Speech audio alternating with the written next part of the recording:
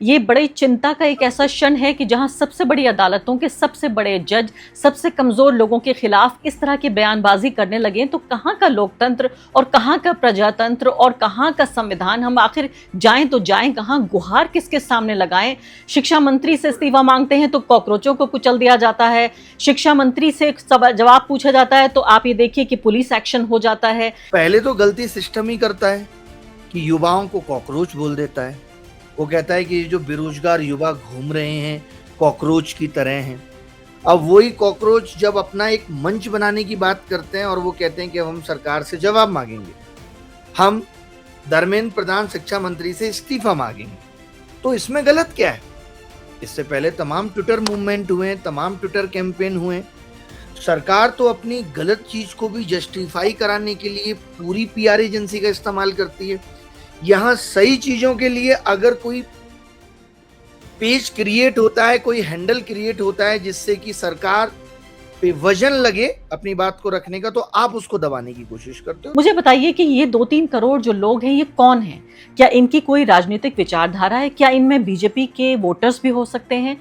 अगर बीजेपी के वोटर्स हैं इनमें 2-3 करोड़ लोगों में जो 3-4 दिन में जमा हो गए हैं, तो फिर ये बीजेपी अचानक चुनाव हर राज्यों में क्यों जीत रही है? एक तरफ सड़कों पर गुस्सा, डिजिटल मीडिया पर गुस्सा, डिजिटल मीडियम पर गुस्सा और दूसरी तरफ चुनाव जीत रहे हैं। मुझे एक्सप्लेन कीजिए, आप कैसे समझते हैं इसको? ये नहीं कह सकते कि सरकार को सब पसंद कर रहे हैं।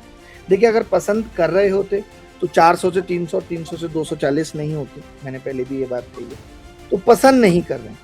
आप मुझे खुद बताइए ना कि जहां पे सांसदों और विधायकों की खरीद फरोख्त खुलेआम हो जाए, आप तो इसलिए आए थे ना कि करप्शन नहीं होने देंगे। जहां पे आईएएस आईपीएस मिलके जमीन खरीद लें और उसका लैंड यूज चेंज करते ही वो जमीन 3-4 हजार करोड़ की हो जाए, और वहां हम कह रहे हैं कि भाई इस सरकार में करप्शन नहीं है।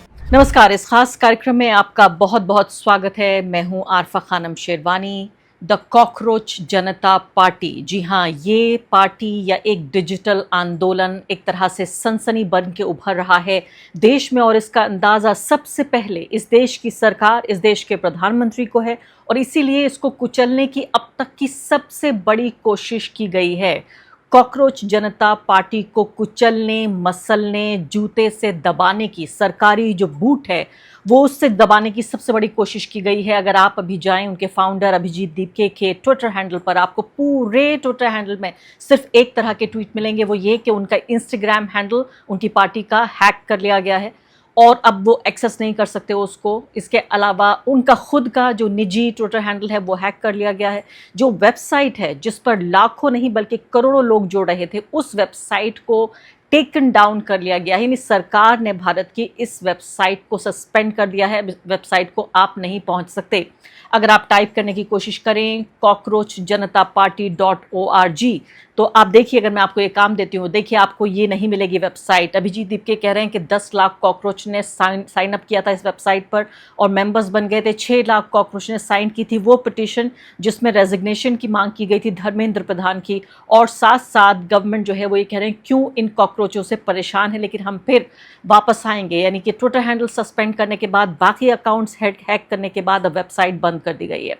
इस महत्वपूर्ण मुद्दे पर चर्चा करने के लिए मेरे साथ बेहद खास मेहमान इस वक्त जुड़ रहे हैं। मैं शायद इससे बेहतर मेहमान को आपके सामने पेश नहीं कर सकती थी। अभिनय शर्मा, जो कि देश की युवा लोगों की एक तरह से धड़कन है, जाने माने टीचर है और एक तरह से हमारे यहाँ देश में जो यूथ आइकन्स जिन लोगों को माना जाता है, अभिनय उनमें शामिल है। अभिनय, बहुत बहुत शुक्रिया आपका ज्वाइन करने के लिए। सबसे पहला सवाल आपके सामने मैं पेश करती हूँ वो ये कि आप जब ये खबर मुझसे सुन रहे हैं कि अब वेबसाइट भारत की सरकार ने राष्ट्रीय सुरक्षा का हवाला देते हुए पहले ट्विटर और फिर वेबसाइट दोनों बंद कर दिया है, क्या कहते हैं आप? देखिए, एक तरफ हम ये कहते हैं कि हमारी डेमोक्रेसी वर्ल्ड लार्जेस्ट डेमोक्रेसी है, और एक इंस्टाग्राम पेज, एक सटायर हैंडल से अगर हमारी इंटरनल सिक्योरिटी हिल जा रही है तो फिर हमें ये कहने का अधिकार नहीं है कि हमारी डेमोक्रेसी बहुत स्ट्रांग है। पहली चीज, हम तब इंटरनल सिक्योरिटी पे खतरा नहीं बताते जब अब पता चलता है कि सीआरपीएफ का जवान बनने के लिए, सब इंस्पेक्टर बनने के लिए जो एग्जाम कराया जा रहा था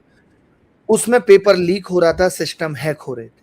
यानी ऐसे लोगों को नौकरियां मिल रही थी जो पैसे दे के भर्ती हो रहे हैं, और वो लोग जाकर के हमारे border security force, central police force में भर्ती होंगे, सोचिए, तब हमारी इंटरनल सिक्योरिटी नहीं हिलती है या नेशनल सिक्योरिटी नहीं हिलती है। बट मुझे ऐसा लगता है कि नेशनल सिक्योरिटी एक बड़ा मुद्दा है, अच्छी बात है और सरकार की जिम्मेदारी है, लेकिन बिना ट्रांसपेरेंसी के, बिना कुछ सबूत दिखाए हुए आप सिर्फ ये कह देते हैं कि आईबी के इनपुट के आधार पे इस पेज को बंद कर दिया जाता है।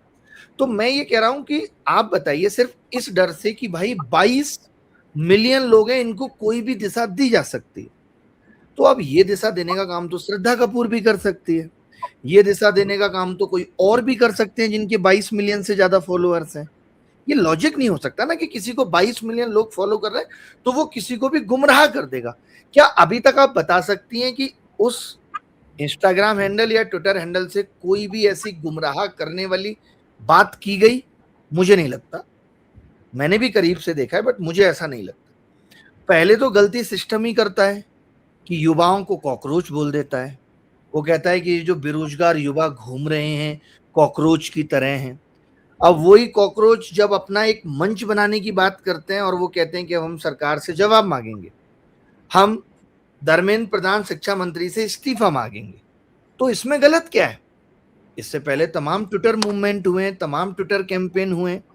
सरकार तो अपनी गलत चीज को भी जस्टिफाई कराने के लिए पूरी पीआर एजेंसी का इस्तेमाल करती है।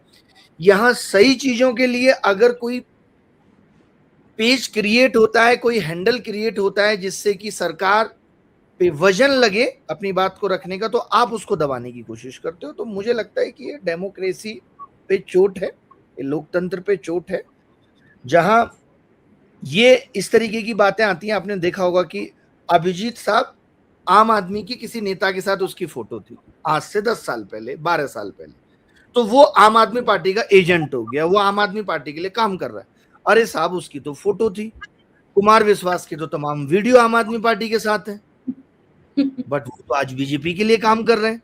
तो लोग, दल भी तो बदलते हैं, लोगों की सोच भी तो बदलती है। किसी के लिए काम करने का मतलब, अब मान लेते हैं कि कोई एक शिक्षक ही है और आम आदमी पार्टी के किसी नेताओं के बच्चों को ही पढ़ा रहा है और उसकी उनके साथ फोटो है, और कल को वो अपनी एक पार्टी बनाता है या फिर कल को वो कांग्रेस ज्वाइन करता है। आप कहते हैं कि नहीं नहीं, ये तो पहले आम आदमी पार्टी के नेताओं के साथ था। तो फोटो होना किसी के साथ या किसी के लिए किसी टाइम जोन में काम करना गलत थोड़ी है। अरे दिल्ली की वही जनता है जो केजरीवाल साहब को इतना प्यार करती थी, इस बार उसी जनता ने प्यार नहीं किया। तो लोगों के विचार तो समय समय के साथ बदलते हैं। यहाँ तो लोगों की विचारधारा बदल जा रही है। राघव चड्ढा जी को देख लीजिए, जिस विचारधारा के एकदम सख्त खिलाफ थे, आज उसी विचारधारा का हिस्सा है। अभिनय, मैं जब आपसे सोच रही थी कि इंटरव्यू करूंगी, उस वक्त मैंने सोचा था आपसे ये पूछूंगी कि इस पार्टी के बारे में आप क्या समझते हैं, इस पार्टी के जो क्रेडेंशियल्स हैं उनके बारे में आप क्या समझते हैं, ये पार्टी आगे चल के क्या कर सकती है। लेकिन लग रहा है सारे सवाल इस पार्टी के दमन पर ही फिलहाल केंद्रित हो रहे हैं। मुझे बताइए कि एक पार्टी जो डिजिटली एग्जिस्ट, जी मैं कह रही हूँ अभिनय, जी अभिनय, मैं कह रही हूँ कि जो पार्टी डिजिटली एग्जिस्ट करती है, अगर डिजिटल ही उसको, उसका कत्ल कर दिया जाए, उसको खत्म कर दिया जाए, तो क्या लगता है आपको ये कॉकरोच पार्टी तो खत्म हो जाएगी? वेबसाइट गई, ट्विटर हैंडल गया, इंस्टाग्राम अकाउंट्स हैक हो गए। सही बात है। और अब ये कोर्ट जाएंगे और कोर्ट में जिस तरीके से बाकी पेजेस जो अभी बंद किए थे सरकार ने फेसबुक के, उन पे अभी तक कोई निर्णय नहीं लिया गया, वैसे ही ये चलता रहेगा। तो ये बहुत गलत है। पता है, हम और आप जैसे लोगों को भी, सरकार तो बहुत बड़ी चीज हो गई, हमें और आप जैसे लोगों को भी अभी ये सोचने की जरूरत है कि जो आज की जनरेशन है वो क्या मांगती है, वो क्या चाहती है, उसको किस तरीके की चीजें चाहिए।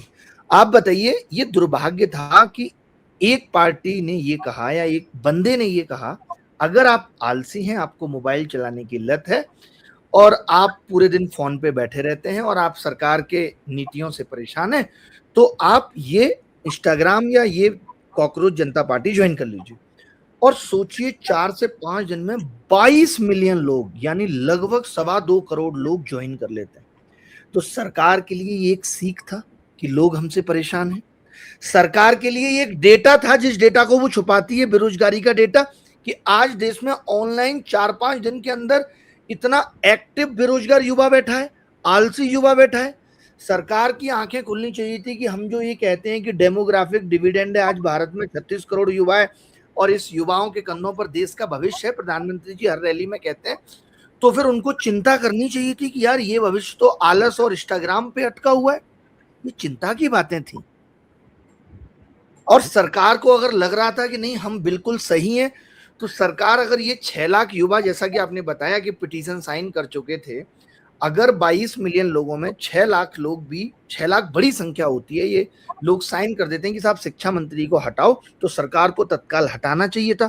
उनकी मांगों को ना सुन करके आपने उनको कुचल दिया कि खत्म कर दिया। अभी कोई ये रजिस्टर्ड पॉलिटिकल पार्टी तो थी नहीं, अभी तो ये ऑनलाइन ही अपना रोष दिखा रहे थे सरकार के प्रति कि भाई हम बेरोजगार हैं, आपकी नीतियां सही नहीं है, हमें काम ठीक से नहीं मिल रहा, हम आलस में पूरे दिन रील स्क्रॉल करते रहते हैं, हमें भी काम दो। ये इन लोगों ने ये दिखाया कि इतना बड़ा झुंड है, क्योंकि सरकार ये कहती रहती है ना कि अरे सब ठीक चल रहा है, देश में सब ठीक चल रहा है। उस ठीक चलने पे ये तमाचा था कि 4-5 दिन के अंदर 22 मिलियन लोगों को एक जगह ला के रख दिया कि भाई जो है हम सब बेरोजगार हैं। तो सरकार को इस जनरेशन को सीरियस लेना चाहिए, समझना चाहिए। और सरकार ही नहीं, आपको मैं बता दूं, कई सारे पत्रकार, आपको पता है आज कहा जाता है आउटडेटेड हो गए, कहा जाता है। कई सारे टीचर्स कहा जाता है आउटडेटेड हो गए, कई सारे एक्टर्स कहा जा रहा है आउटडेटेड हो गए। तो क्यों हो गए आउटडेटेड? वो इसलिए हो गए, कई सारे कॉमेडियंस आउटडेटेड हो गए, तो वो इसलिए हो गए कि जो आज की जनता को चाहिए, जो आज की जनता की आपसे उम्मीद है, वो आप नहीं समझ पा रहे हो। हम लोग आज भले ही ये मजाक में कहते हैं कि समय रैना ने बहुत गलतियां की हैं, अच्छी बातें की हैं, लेकिन उसका एक वीडियो आज अगर लोगों के बीच में इतना तहलका मचा देता है, 50-60 मिलियन लोग उसको देखते हैं, तो कहीं ना कहीं इससे ये पता चलता है कि वो उस जनरेशन की लोगों का, उस जनरेशन के लोग उसको पसंद कर रहे हैं। आप भले ही उसको लाख क्रिटिसाइज कर लीजिए उसकी गलतियों के लिए, लेकिन कुछ उसमें है जो आज के लोग उसे पसंद कर रहे हैं। तो ये जो कॉकरोच जनता था, सरकार को भी ये सोचना चाहिए था कि जो ये वाला युवा है, जो आगे आने वाली पीढ़ी है, इसके अंदर हमारे प्रति रोष है, तो अब हम इसे कैसे ठीक कर सकते हैं? आपने तो ये रोष और बढ़ा दिया ना। नहीं तो अभिनय, अगर अगर सरकार के पास आपके जैसे एडवाइजर होंगे तभी तो वो सुनेंगे। मोदी जी के पास तो सिर्फ चापलूस होते हैं जो उनको कभी नहीं बताते कि देखिए 2024 का चुनाव वो लगभग हार गए थे, देखिए देश का युवा कितना परेशान है अभी। लेकिन कुछ ही घंटों पहले का ट्वीट पढ़ा है उनका, किसी बेरोजगार मेले में वो जा रहे हैं, तो इसका मतलब कान पे जो जू है, चींटी है, वो रेंगनी तो शुरू हो गई है। ये तो पता लग रहा है कि रोष है, और ये सरकारी जो हथौड़ा पड़ रहा है कॉकरोचों के ऊपर, इससे भी पता चल रहा है कि सरकार हिल तो गई है। इतना क्या आप मान रहे हैं? बिल्कुल 100% सरकार हिल गई है, लेकिन ये वो सरकार है जिसको पता है कि हमें, ठीक है, इन युवाओं से, ये युवा मैं आपको बता दूं आलसी जरूर है, इंस्टाग्राम पे जरूर है, बट ये अशिक्षित नहीं है। इनका वोट आप खरीद नहीं सकते हैं कि आपने 10,000 रुपए डाल दिए, आपने राशन दे दिया। तो एक्चुअली क्या है कि सरकार को ये पता है कि हम अपने समीकरण से जीत हासिल कर लेते हैं, लेकिन ये भी आप तब तक कर पा रहे हैं जब तक आपने हमारे दिमाग को ठग लिया, हमें अपने इमोशंस बेच दिए, और ये बहुत लंबा नहीं चलेगा, और 1-2 साल 4 साल चल जाएगा। एक दिन लोगों को समझ में आएगा, माँ बाप को दिखेगा कि यार मेरा बेटा ग्रेजुएट होके 4 साल से बैठा है, उसे नौकरी नहीं मिल रही। क्योंकि देखिए, हम और आप कितनी भी ऊपर ऊपर की बातें कर लें, हम कितना भी ये चिल्ला लें कि हम आत्मनिर्भर भारत की तरफ बढ़ रहे हैं, हमने 2025 में, डेटा बता रहा हूं आपको, $136 बिलियन का सामान चीन से खरीदा है, और चीन को मात्र $19 का सामान बेचा है। वो ये तब है जब इनके एमपी रवि किशन और मनोज तिवारी दिवाली पे लड़ी ना खरीदने की बात करते हैं, चाइनीज सामान मत खरीदना, तब ये $136 बिलियन की खरीदारी चाइना से कर रहे हैं। हम इतने चाइना पे डिपेंडेंट हो गए। तो सोचिए, अगर इतना ट्रेड डेफिसिट होगा और फिर मोदी जी कहेंगे कि आप ये मत खरीदिए, वो मत खरीदिए, तो ये दिखाता है कि विदेश नीति हमारी, या फिर सारी चीजें कैसे काम कर रही हैं। क्योंकि हमारा प्रधानमंत्री ही सब कुछ बना हुआ है। किसी छोटे देश के प्रधानमंत्री से भी मिलना है तो विदेश मंत्री नहीं मिलेगा, हमारा प्रधानमंत्री। कितने भी छोटे छोटे देश अभी कितने थे जिनमें प्रधानमंत्री जी के जाने की जरूरत नहीं थी, क्योंकि देश में और ज्यादा गंभीर समस्या है, जहां पे 22-23 लाख लोग इस स्ट्रेस में है कि रीनीट रीलीक नहीं हो जाएगा, वहां हमारा प्रधानमंत्री आराम से टॉफी देते हुए इटली के प्रधानमंत्री को और मुस्कुरा रहा है, उसको देश के दर्द से कोई फर्क नहीं पड़ रहा है। आज भारत जीडीपी जीडीपी चिल्ला रहा है, बांग्लादेश की पर पर्सन जीडीपी भारत से आगे निकल गई है। आप बताइए, तो हमने क्या है कि बस जो आपने कहा कि चापलूस लोग पाल लिए जो दिन रात सिर्फ एक ही गुणगान करते हैं कि मोदी जी के नेतृत्व में देश बहुत आगे जा रहा है। और आप भी समझदार हैं, मैं भी, और जो लोग देखेंगे वो भी, कि किसी भी एक आदमी के नेतृत्व में देश आगे नहीं जा सकता। रेल को आगे जाने के लिए रेल मंत्री का प्रॉपर नेतृत्व चाहिए, शिक्षा को आगे जाने के लिए शिक्षा मंत्री का प्रॉपर नेतृत्व चाहिए, शिक्षित होना जरूरी है। स्वास्थ्य मंत्रालय को आगे जाने के लिए स्वास्थ्य मंत्री का नेतृत्व चाहिए। लेकिन यहाँ क्या हो रहा है कि हर एक चीज प्रधानमंत्री जी के नेतृत्व में ही होगी, तो देश कभी आगे नहीं जाएगा, और देश बहुत पीछे जा चुका है। हम सिर्फ लेकिन असेंबल कर रहे हैं, चाइना से सामान ले लेके बहुत पीछे खड़े हुए हैं। और आगे आने वाला जो भारत, आप एक बात बताइए ना, कि हम इन 22 मिलियन लोगों को ठिकाने पे क्यों नहीं लगा पाए? हम इन 22 मिलियन लोगों को काम क्यों नहीं दे पाए? कोई तो काम हम दे सकते थे। हमने कितनी इंडस्ट्री लगा ली, क्या किया हमने? आज जो सरकारी नौकरियां खत्म हो गई, ये सुनने में अजीब नहीं लगना चाहिए, क्योंकि नौकरियां तो प्राइवेट भी खत्म हो गई। बिल्कुल प्राइवेट में आज किसको अच्छे तनख्वाह पे जॉब मिल रही है? कितना सैलरी बढ़ी है लोगों की? अगर मैं पिछले 10 साल में पूछूं तो महंगाई जिस हिसाब से बढ़ी है, कितने लोगों की सैलरी बढ़ गई? बल्कि कम हुई है। इनफैक्ट हालत खराब हुए हैं लगातार।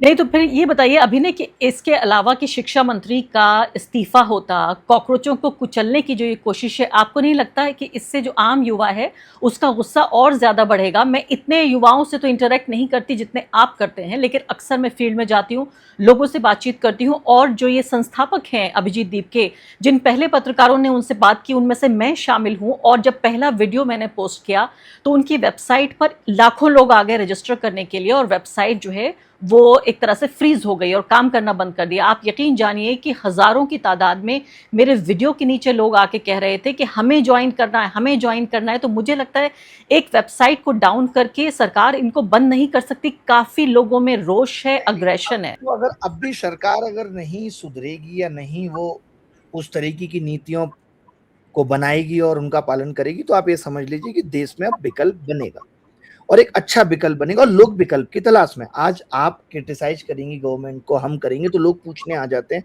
कि क्या राहुल गांधी आपको लगता है अच्छे नेता? भले ही हम बोले ना ये बात, ना बोले, लेकिन लोग पूछने आ जाएंगे। ऐसा लगता है जैसे देश में 2 ही नेता बचे। तो जितनी भी पॉलिटिकल पार्टियां इस देश में इस वक्त हैं, उन सब की इमेज इतनी खराब हो चुकी है कि वो जो जेनजी जनरेशन है, वो मुझे इस कॉकरोच पार्टी जनता के बनने के बाद ज्यादा समझ में आया कि वो इनमें से किसी भी पार्टी को पसंद नहीं करती। अब मैं बताता हूं क्यों। क्या आम आदमी पार्टी ने पंजाब में या दिल्ली में बेरोजगार या युवाओं के लिए कुछ किया? तो आपको मिलेगा नहीं किया जी, बहुत कुछ।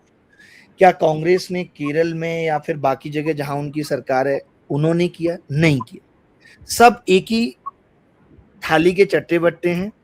कोई बोलेगा कि मैं आपको 10,000 रुपए दूंगा, तो दूसरा कह देगा हम 15,000 देंगे। कोई कह देगा कि मैं 8 ग्राम सोना दूंगा जिस बेटी की शादी होगी, कोई कह देगा बच्चा पैदा होगा 3 ग्राम सोना दे दूंगा। बस इसी चीज की पॉलिटिक्स देश के अंदर रह गई है। अब सच में देश को एक अच्छी राजनीति की जरूरत है, जो इस बात पे बात करे कि एजुकेशन सिस्टम ठीक होना चाहिए, जो इस बात पे बात करे। अगर पुरानी पॉलिटिकल पार्टियों को भी भरोसा वापस लाना है, तो उनके पास भी अपॉर्चुनिटी है। अभी तो 21 राज्यों में बीजेपी आई है, बचे हुए राज्यों में आम आदमी पार्टी के पास भी ये बचा हुआ है कि वो दिखाएं कि पंजाब में हमने कैसे एजुकेशन सिस्टम को सुधारा है, कैसे हमने स्कूल की हालत, कैसे हमने सरकारी स्कूलों को प्राइवेट की तरह बना दिया, कम पैसों में बच्चा पढ़ पा रहा है। और हमने फ्री बीज के जो भी वादे किए थे वो हमने सब छोड़ दिए, चाहे हमारी अगली बार सरकार आए ना आए। केरल में अभी कांग्रेस की सरकार आई है, वो बोले कि अब हम फ्री बीज का कोई वादा पूरा नहीं करेंगे, जो भी फ्री बीज का बजट है वो हम केरल के स्वास्थ्य और शिक्षा पे खर्च करेंगे। तो आपको एक मॉडल तो पेश करना पड़ेगा, आपको एक मॉडल तो पेश करना पड़ेगा, जो हमने आपने लास्ट इंटरव्यू में भी बात की थी गुजरात मॉडल की, और आपने कहा था आपको पता भी है गुजरात मॉडल या नहीं। तो मैंने उस वक्त कहा था जी मुझे नहीं पता, लेकिन पिछले 4-5 दिनों में जब मैंने मेरे सामने चीजें आई हैं कि आज भी गुजरात में लोग कितनी कितनी दूर पैदल चल के वो पानी खींचने वाले वीडियो देखे आपने? बिल्कुल, आज कितने ही देखा है वो, हृदय आज ही कितने देखा है। और आपको इसके अलावा आपको पता है आज इंदौर में विरोध प्रदर्शन हो रहा है इस वक्त, जिस वक्त हम और आप बात कर रहे हैं, और नारे लगा रहे हैं लोग, हमको पानी दो, पानी हमारा अधिकार है। इंदौर में पानी नहीं है, पानी दो हमको, ये हमारा अधिकार है। और ये वही शहर, वही जगह है जहां जहरीला पानी पीने से कई लोगों की मौत हो गई थी। और वो जो कैलाश विजयवर्गीय जी थे वो एकदम ताव में जो है पत्रकारों से बात कर रहे थे, मुझे याद है, जबकि इंदौर क्लीन सिटी में आता है। सोचिए आज वहां पानी मतलब हम नहीं दे पा रहे हैं, तो ये इससे बड़ा देश का दुर्भाग्य और क्या हो सकता है। और हमारे नेताओं को फर्क नहीं पड़ता, उनको पता ही नहीं। सवाल मैं आपसे पूछना चाहती हूँ, मुझे ये बताइए कि इस पार्टी का या इस डिजिटल मूवमेंट का एक कॉम्पोजिशन अगर देखने की कोशिश करें, आप बीजेपी को हम यहाँ पे क्रिटिसाइज कर रहे हैं, आप कांग्रेस के लिए भी कह रहे हैं, आम आदमी पार्टी के लिए। मेरी राय आपसे थोड़ा अलग है। मुझे लगता है कि कर्नाटका, तेलंगाना में कांग्रेस पार्टी ने काफी अच्छा काम किया है, बाकी राज्यों में उनको चांस नहीं मिला। मनमोहन सिंह की यूपीए सरकार को हम 10 साल निकाल सकते हैं और इस पर बहस कर सकते हैं कि क्या अच्छे और क्या बुरे काम हुए। आम आदमी सोचिए एक आदमी जिसने 117 प्रेस कॉन्फ्रेंस कही हो, उसके बाद कोई कह दे कि वो साइलेंट पीएम है, तो इससे बड़ा और मतलब कॉन्ट्राडिक्शन क्या हो सकता है? क्या हो सकता है, बिल्कुल। और आज विदेश में चर्चा वो साइलेंट पीएम थे, तो अभी के पीएम क्या हैं फिर? बिल्कुल। और विदेश में अब छोटी सी पत्रकार 28 साल की ये कह रही है कि जिस प्राइम मिनिस्टर ने 12 साल से प्रेस कॉन्फ्रेंस नहीं की हो उसको हम डेमोक्रेसी क्यों कहें। और ये बहुत ही वाजिब सवाल है। इस सवाल का जवाब ना मेरे पास है ना आपके पास है, सिर्फ प्रधानमंत्री दे सकते हैं इसका जवाब। मुझे बताइए कि ये 2-3 करोड़ जो लोग हैं ये कौन हैं? क्या इनकी कोई राजनीतिक विचारधारा है? क्या इनमें बीजेपी के वोटर्स भी हो सकते हैं? अगर बीजेपी के वोटर्स हैं इनमें 2-3 करोड़ लोगों में जो 3-4 दिन में जमा हो गए हैं, तो फिर ये बीजेपी अचानक चुनाव हर राज्यों में क्यों जीत रही है? एक तरफ सड़कों पर गुस्सा, डिजिटल मीडिया पर गुस्सा, डिजिटल मीडियम पर गुस्सा, और दूसरी तरफ चुनाव जीत रहे हैं। मुझे एक्सप्लेन कीजिए, आप कैसे समझते हैं इसको? देखो एक बात आप मुझे बताओ कि जहां पे हम 22-23 लाख लोगों का पेपर ठीक से नहीं करा पा रहे, और पिछले 10 साल में 80 से ज्यादा पेपर लीक हुए हैं, और कितने ऐसे पेपर पोस्टपोन्ड हुए हैं, कितने ऑन द स्पॉट कैंसिल हो गए, और कितने पेपर ऐसे हैं जहां पे माना नहीं सरकार ने कि वो लीक हुए हैं। उस दौर में आप अगर ये उम्मीद कर रही हैं कि सरकार 3-4 करोड़ लोगों का चुनाव एकदम ठीक से करा रही है, तो ऐसा सोचना मेरा तो नहीं। आप खुद बताइए कि 27 लाख लोगों का गलत तरीके से वोट काट दिया गया बंगाल में, जिसमें अभी तक शायद 6 लाख लोगों की पिटीशन सुनी जा चुकी है, जैसा मैं सोशल मीडिया पे देख रहा था। और उनमें से कुछ को अब ये अनुमति मिल गई है कि वो अपना वोट डाल सकते हैं।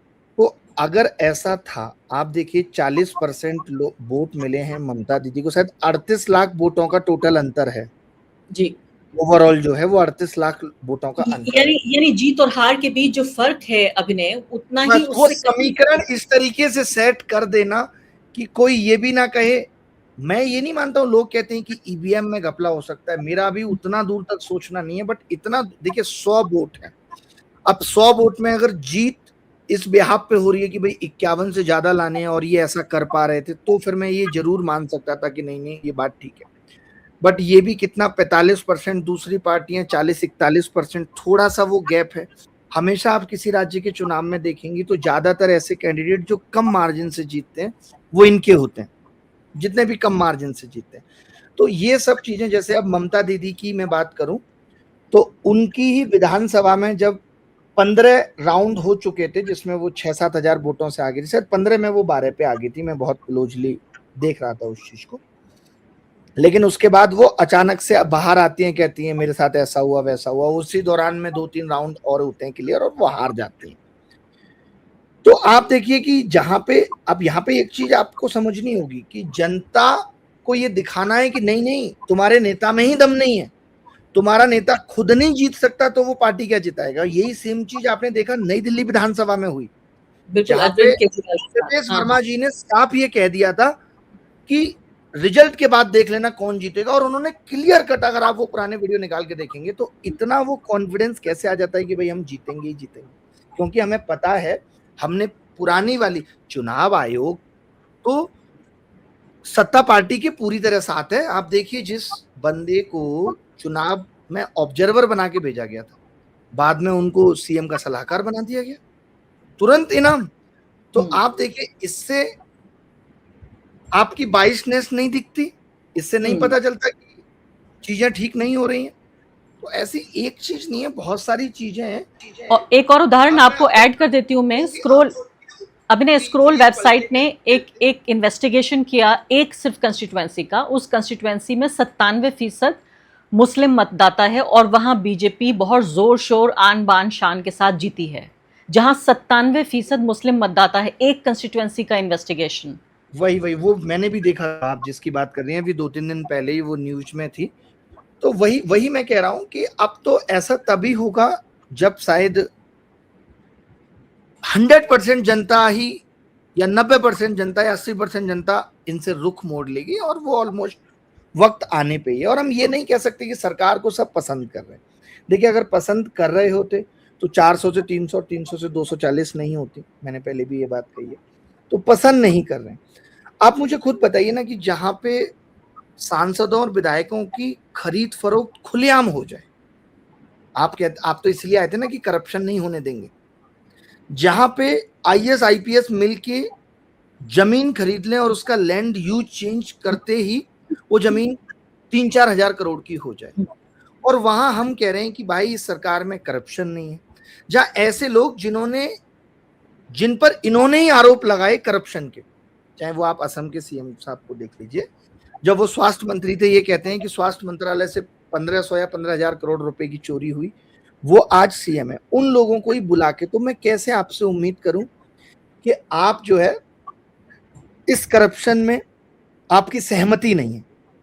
अशोक मित्तल जो एलपीयू के मालिक हैं, उनके घर ईडी की रेड होती है और वो इस पार्टी में आ जाते हैं। ऐसा क्यों हो रहा है? एक बार की बात मान लेते हैं, चलिए ठीक होगी, 2 बार की मान लेते हैं, ठीक होगी, लेकिन बार बार ऐसी चीजें होना। एक राघव चड्ढा जी जो आम जनता के मुद्दे उठाते थे, जो कि आम जनता के मुद्दे कई हद तक नहीं भी थे, वो आज नेट पेपर लीक पे चुप होके बैठे हैं। क्या लगता है कि वो बिना डर के इस पार्टी को छोड़ के दूसरी पार्टी में चले गए? तो क्या हमारे देश की एजेंसियां सिर्फ इसीलिए रह गई हैं कि कैसे विपक्ष को डरा के सत्ता पार्टी के विस्तार को बढ़ाना है, उनका विलय करा के? जिन एजेंसियों को ठीक तरीके से काम करना हो, आज सीबीआई 2024 के नीट आरोपी संजीव मुखिया की 3 महीने में चार्जशीट फाइल नहीं कर पाती और उसको बेल हो जाती है, तो डर लोगों में कहां से पैदा होगा? तो एजेंसियां तो आज खुद सरकार के इशारों पे चल रही हैं, और बड़ा दुखद है कि आज सब चीजें छोड़ दीजिए, एजेंसियां छोड़ दीजिए, सरकार छोड़ दीजिए, आज न्याय नहीं मिल रहा है।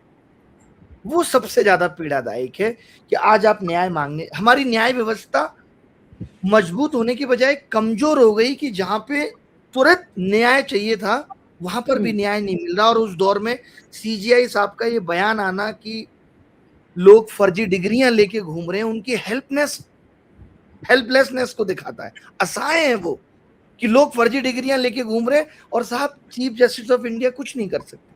कौन दे रहा है फर्जी डिग्रियां, किसने दी फर्जी डिग्रियां? ये तो सुप्रीम कोर्ट चाहे तो इंटरवीन कर दे तुरंत। लेकिन आज देखने को मिलता है कि सरकार द्वारा लिए गए फैसलों में माननीय न्यायालय इंटरवीन करते नहीं दिखाई पड़ता। जी हाँ, ऐसा लग रहा है जैसे चल रहा है उसे चलने दीजिए। बिल्कुल, जुडिशरी पे भी जिस तरह के सवाल उठ रहे हैं, और मुझे लगता है अभी ना ये बहुत फिक्र का लम्हा है। ये बड़ी चिंता का एक ऐसा क्षण है कि जहां सबसे बड़ी अदालतों के सबसे बड़े जज सबसे कमजोर लोगों के खिलाफ इस तरह की बयानबाजी करने लगे, तो कहाँ का लोकतंत्र और कहाँ का प्रजातंत्र और कहाँ का संविधान? हम आखिर जाएं तो जाएं कहाँ? गुहार किसके सामने लगाएं? शिक्षा मंत्री से इस्तीफा मांगते हैं तो कॉकरोचों को कुचल दिया जाता है, शिक्षा मंत्री से जवाब पूछा जाता है तो आप ये देखिए कि पुलिस एक्शन हो जाता है। यहाँ चीफ जस्टिस ऑफ इंडिया के बाद आप कह रहे थे कि वेबसाइट उनकी डाउन होगी तो अदालत जाएंगे। आज जज ऐसे हैं अलग अलग अदालतों में, आप देखिए हाई कोर्ट्स में इस तरह के जज हैं कि रातों रात मंदिर को मस्जिद को मंदिर में तब्दील कर दिया गया। 700 साल पुरानी मस्जिद को एक फैसले में हाई कोर्ट के, और उसके बाद आते हैं वहां के पुलिस अधिकारी और कहते हैं कि अगर किसी ने भी आवाज उठाई तो मैं अच्छी तरह जानता हूं मैं क्या करूंगा। तो एक सांप्रदायिक जो एजेंडा है उसको एक तरफ, और युवा आप ये देखिए, मैं तो हैरान हो रही थी कि ये वही नहीं, मैं कह रही हूँ अभी नहीं, ये कह रही हूँ कि वही युवा है जो राघव चड्ढा जैसे लोगों के पीछे भाग लेता है, अब जो है कॉकरोच पार्टी के पास आ रहा है। जुमा जुमा 4 दिन की पार्टी नहीं है, ये दिशाहीन है ये युवा। दिशा ही नहीं है कि उसको जाना कहाँ है।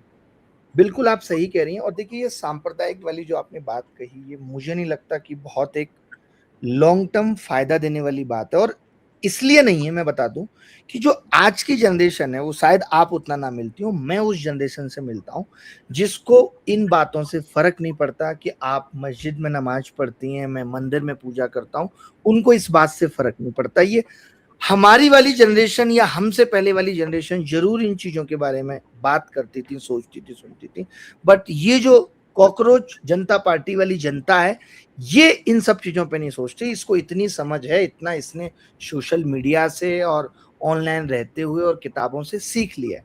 बट हमारी सरकारों की ये कोशिश तो है ही लगातार कि इनका ध्यान बंटता रहना चाहिए। इतना क्रिकेट करा दो देश में कि लोग ये सोच ही ना पाए कि वो बेरोजगार हैं, उनको फर्क ही ना पड़े। लेकिन कब तक करा लोगे आप ये? हर चीज मरती है ना। मैं कहता हूं 4 साल 5 साल बाद मोहब्बत, नफरत, तानाशाही सब कुछ मरती है। तो वो वक्त भी आएगा जहां पे आज हमारी सरकारों को फर्क नहीं पड़ रहा। आप देखिए बिहार में ट्री 4 का आंदोलन होता है, किस तरीके से लाठियां चलाई जाती है, वो कितना कष्टदायक था। उसके बाद आप देखेंगी 2-3 दिनों बाद लखनऊ में रैंक रैंक के टीचर्स ये कह रहे थे कि 7 साल से हमारा मामला कोर्ट में उलझा हुआ है, तारीख पे तारीख, तारीख पे तारीख, और उसके बावजूद उनको कोई न्याय नहीं मिलता, तो रैंक रैंक के वो प्रोटेस्ट कर रहे हैं। क्या ये तस्वीरें प्रधानमंत्री या फिर जो जिम्मेदार लोग हैं उनके दिल को नहीं दहलाती हैं? मैं आपको ऐसी भी बातें बताता हूं जो आपको शायद अभी तक ना पता हो।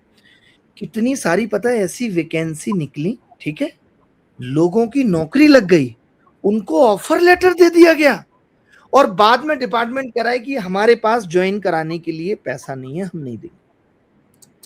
ऐसे 400 500 लोग, सोचिए एक प्रोसेस से गुजर गए लोग। यानी देश में ऐसे हालात जहां लोग एक प्रोसेस को क्रॉस करके, पहले हम तो यही सुनते थे जब छोटे थे कि जब कोई वैकेंसी निकाली जाती है तो पूरा बजट देख लिया जाता है कि भाई इतने लोगों की इसमें जरूरत होगी और इस तरीके से ये वैकेंसी निकालनी है। बट आज सरकारें वैकेंसी से भी पैसा कमा रही हैं, क्योंकि उनके पास पैसा बचा ही नहीं, वो सारा पैसा तो फ्री बीज में लुटा रही हैं। तो फिर इनको लोग आउटसोर्स करने पड़ रहे हैं। जहां एक अच्छा जीएसटी इंस्पेक्टर चाहिए आपको टैक्स वसूलने के लिए, वहां आप ये कोशिश कर लो अगर कि भाई मैं तो 30,000 में ले आऊंगा। आज भारत के हालात हैं, लोग 30,000 में काम कर लेंगे, लेकिन फिर उनकी जवाबदेही उतनी होगी जितनी अभी शिक्षा मंत्री की है। ये सब भी तो क्या है, ये सब आउटसोर्सिंग से तो आ रहे हैं, किसी प्रोसेस से थोड़ी आ रहे हैं। भर्तियों से पैसा कमाने का मतलब कि फॉर्म्स के जरिए जो पैसा कमाया जाएगा, क्या आप कमा लीजिए। 100 सवाल, बिल्कुल फॉर्म। अभी मैं आपको बताता हूँ रिसेंट एग्जाम, आप हैरान हो जाएंगे सुन के, आपके दर्शकों को तो सर पीटने लगेंगे। एसएससी की वैकेंसी आती है 12,456, ठीक है, 30 से 35 लाख लोग फॉर्म भरेंगे, 100 रुपए फॉर्म फीस है। कुछ लोग फ्री हैं गर्ल्स, लेकिन बाकी 100 रुपए फॉर्म फीस है। वहां से एक पैसा कमा लिया। अब ये कह रहे हैं कि अगर आपका फॉर्म में गलती से कोई नाम भर जाए, पहली बात तो जो युवा है वो सबसे तो गलती होगी नहीं, कुछ से ही होगी, बट आप कह रहे हो कि गलती से कुछ भी हो जाए, कॉमा ब्रैकेट भर जाए आपसे, फोटो लाइव में ठीक ना आए, तो 200 रुपए लगेंगे करेक्ट करने के उसको। ठीक है सर, कोई बात नहीं। अगर मान लेते हैं वो वेबसाइट की भी गड़बड़ी हो गई कि करेक्ट हो ही नहीं पाया, या जितना चाह रहा था करेक्ट नहीं हो पाया जब आपने फीस ले ली, तो कह रहे दोबारा करेक्ट करने आओगे तो 500 लेंगे, 500 फिर लेंगे। चलिए कोई बात नहीं भाई, बच्चे की गलती आपने ले लिया।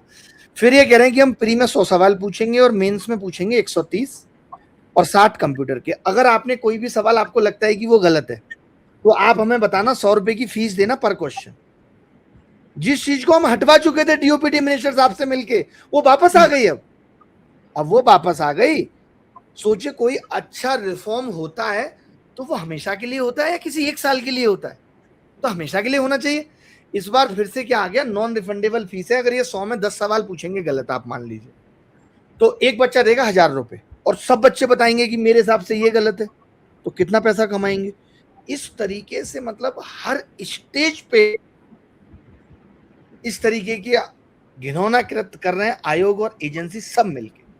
बहुत ही शर्मनाक बात है। अभिनय, आपसे आखिरी 2 सवाल अब मैं पूछना चाहती हूँ। सबसे बड़ी बात तो बहुत सारे लोग जो कार्यक्रम देख रहे हैं अभी, आप यकीन जानिए इनमें से हजारों लोगों ने तो इस पार्टी को ज्वाइन कर लिया है। तो अभी ये एक अलग कंस्टिट्यूएंसी बन चुकी है और मुझे नहीं लगता कि किसी भी तरीके से लीगल इलीगल तरीके से इसको कुचला जा सकता है। ये जो एक नया इनकलाब की शक्ल ले रहा है, ये लोगों का जो पूरा हुजूम है, सोचिए आप अगर 2-3 करोड़ लोग एक मैदान में इकट्ठा हो जाएं तो कितनी बड़ी तादाद, कैसी तस्वीर उस जगह की होगी। आप भविष्य क्या देख रहे हैं, यहाँ से कहाँ जाते हुए देख रहे हैं आप कॉकरोच पार्टी को? देखिए, मैं तो यही देख रहा हूँ कि अगर सरकारें इसी तरीके से तानाशाही करेंगी और वो युवाओं पे नहीं ध्यान देंगी, उनकी पॉलिसी नहीं ठीक होगी, लगातार नीचे जाती रहेंगी। हमारी अर्थव्यवस्था चौथे नंबर की बनी थी, खूब ढिंडोरा पिटा, अभी चौथे से छठी पे आई, तो क्यों नहीं इस बात का ढिंडोरा पीटा जा रहा? क्यों नहीं मीडिया इस बात को बता रहा है चिल्ला चिल्ला के कि छठी पे आ गई है? क्यों नहीं सवाल पूछ रहा है? क्योंकि मीडिया को तो मेलोडी और मेलोनी करने से फुर्सत नहीं है। तो मुझे ऐसा लगता है कि अब देखिए, हमारे आपके सोचने या करने से कुछ नहीं, हर आदमी को अपना हक मांगने का अधिकार है और वो मांगेगा। देखिए, हमारे पढ़ाने की सार्थकता भी तभी है जब हमारा बच्चा किसी मुकाम को छू पाए, सरकारी नौकरी में ना हो, एक अच्छा टीचर बन पाए या किसी और एग्जाम को क्रैक कर पाए। बट अगर ऐसा होगा कि आप सिर्फ पढ़ाते जाओगे लोगों को, हर साल 2.5 करोड़ लोगों को 12th कराओगे और फिर उन्हें खुले मैदान में छोड़ दोगे कि भाई हमारे पास तो अच्छे कॉलेज 1 लाख ही हैं। आपको पता है अभी हमारी टॉप 100 में कोई यूनिवर्सिटी नहीं। मुझे तो आज सुन के ये हैरानी हुई कि आईआईटी बॉम्बे का प्लेसमेंट 100% नहीं रहा, वो 70% पे आ गया। यानी आईआईटी बॉम्बे में पढ़ाई करने के बाद आपको नौकरी नहीं मिल रही है। इससे ज्यादा दुर्भाग्य की बात क्या होगी कि हम अपने लोगों के लिए वो अपॉर्चुनिटी नहीं क्रिएट कर पाए। हमारी टॉप 100 में कोई कंपनी नहीं है, टीसीएस 105वें नंबर पे है। तो हम बहुत पीछे जा चुके हैं और मुझे लगता है कि अगर हमें इस डेमोग्राफिक डिविडेंड का फायदा लेना है, इसको डेमोग्राफिक डिजास्टर नहीं बनाना है, तो हमें देश के युवाओं के लिए सोचना चाहिए। प्रधानमंत्री जी को आकर के स्पेशल इस टॉपिक पे बात करनी चाहिए, कॉकरोच जनता पार्टी पे। सीजीआई की तरफ से माफी मांगनी चाहिए और ये कहना चाहिए कि हम अगले 1 साल में इतनी चीजें करने जा रहे हैं। लोग कह देते हैं हमने लिख दिया था प्रधानमंत्री जी की विदेश जाने पे, प्रधानमंत्री विदेश नहीं जाएगा, नीतियां नहीं बनाए। भाई किसी नीति पे आके चर्चा तो करो, देश की जनता को प्रेस कॉन्फ्रेंस करके बताओ तो सही कि वहां से क्या मिला। ये बताने की जिम्मेदारी प्रधानमंत्री की है या नहीं कि भाई 5 देशों से हमने इस तरीके के ये कोलैबोरेशन किए। वैसे मुझे लगता नहीं कि जिन देशों में वो गए थे वहां से कुछ भारत के लिए कुछ खास नहीं। हाँ, भारत के लिए तो नहीं है। बल्कि आप तो ये कह रहे हैं कि वो प्रेस कॉन्फ्रेंस करें आके। आपको पता है कि अभी कैबिनेट की मीटिंग हुई थी, तो कैबिनेट की मीटिंग के 2 शॉट्स रिलीज हुए थे और उन पिक्चर्स को म्यूट पे रखा गया था और ये कहा गया कि सोर्सेस के माध्यम से हम ये बता रहे हैं कि प्रधानमंत्री ने चर्चा ये की अपने मंत्रियों से कि 2047 में क्या होगा भारत में और किस तरह से रोड मैप तैयार किया जा रहा है। बताइए आप, देश के साथ ये मजाक है या नहीं कि एक तरफ युवा। इससे बड़ा मजाक हो सकता। आप मुझे एक बात बताइए, आपको अगर इतनी ही विकसित भारत की पढ़ी है तो मैं चैलेंज के साथ कहता हूं, पहले भी कह चुका हूं, आप कश्मीर को स्विट्जरलैंड का 50% बना के दिखाइए ना मुझे। आप न्यू दिल्ली को स्लम एरिया फ्री, जो लोग सड़कों पे सोते हैं कश्मीरी बस अड्डे के सामने, आज भी आनंद विहार पे उतरने के बाद ये चिंता हर भारतीय की है कि मेरा मोबाइल कट जाएगा, और कटते हैं रोज वहां मोबाइल। ये व्यवस्था है आनंद विहार बस अड्डे की। तो मैं कह रहा हूं वो तो हम ठीक नहीं कर पा रहे और हम बात कर रहे हैं विकसित भारत बनाने की। तो ये बेसिकली बेवकूफ बनाने का तरीका है। ऐसा नहीं होगा कि मैं और आप 31 दिसंबर 2046 को रात को सोएंगे और सुबह 1 जनवरी 2047 को जगेंगे और पता चलेगा भारत विकसित भारत हो गया। वो तो तभी संभव है जब उस वक्त देश के प्रधानमंत्री योगी जी हो और उन्होंने नाम बदल दिया हो, भारत का बदल के विकसित भारत रख दिया हो। ये तो तभी संभव है। अब आखिरी सवाल, बिल्कुल अभिनय, एकदम संक्षेप में आखिरी सवाल ये बताइए, आपकी इतनी फैन फॉलोइंग है, जब कोई भी शख्स निकलकर जिसको ज्यादा लोग नहीं जानते उसके पीछे करोड़ों लोग लग सकते हैं, तो आपके जैसे लोगों की तो ये सोशल रिस्पॉन्सिबिलिटी है कि आप भी कोई ऐसी डिजिटल कोई मूवमेंट, कोई पार्टी, कोई चीज खड़ा। ये कहता हूं कि मैं, मेरे जैसे शिक्षक और तमाम इस देश के शिक्षकों को अब एक पॉलिटिकल मंच पे आना चाहिए। अगर देश को सच में 2047 में आजाद कराना है तो बाकी लोगों को भी अपने बिजनेस छोड़ छोड़ के राजनीति में आना चाहिए, अगर सच में देश की चिंता है। क्योंकि हम पढ़ा लिखा के भी लोगों को उनके किसी भी मुकाम तक नहीं पहुंचा पा रहे हैं, या पहुंचा पा रहे हैं तो उसकी संख्या बहुत कम है। तो उससे तो भारत विकसित नहीं हो सकता है। तो बिल्कुल ये आपका सुझाव एकदम एक्सेप्टेड है और इस पे लगातार सोच भी रहे हैं। जब शायद आपसे लास्ट टाइम बात हुई थी हैं, बहुत सारे लोग आपकी तरफ देखते हैं और सोचते हैं कि एक टीचर, एक मोटिवेशनल स्पीकर, एक आइकन से बढ़कर देखिए सॉल्यूशन तो राजनीति में ही है। मैं बिल्कुल ये नहीं कहूँगी बिल्कुल, कि कोई भी मैं भी व्यक्ति समझता हूँ कि देश के बड़े फैसले, देश हित के फैसले सब वहीं लिए जाएँगे जी। जी, हमारे बहुत-बहुत बोलने से, शुक्रिया। खाली ट्विटर जी। लिखने से बात नहीं बनेगी, इससे मैदान में आगे आना बढ़ने का होगा। उम्मीद है कि आप हमारे दर्शकों को और अपने फॉलोवर्स को इस मंच के माध्यम से यहाँ ये मैसेज दे रहे हैं कि आप इस बारे में गंभीर तरीके से सोच रहे हैं। बड़ी खुशी की बात है जी, कि आपके जैसे लोग अगर आगे बढ़कर युवाओं को एक दिशा दें और उससे एक तरह का प्रेशर ग्रुप भी बनेगा, मौजूदा सरकार के लिए, आने वाली सरकार के लिए और सबसे बड़ी बात तो मैं कहती हूँ ऑपोज़िशन के लिए भी एक तरह का मॉडल तैयार हो सकता है कि देखिए अगर आप नहीं यहाँ पर आएँगे तो दूसरा गैप भरने के लिए दूसरे लोग सही आने बात वाले हैं। बहुत-बहुत है। देश शुक्रिया में अभी विकल्प की ज़रूरत है। जी, जी, थैंक यू। बिल्कुल, शुक्रिया।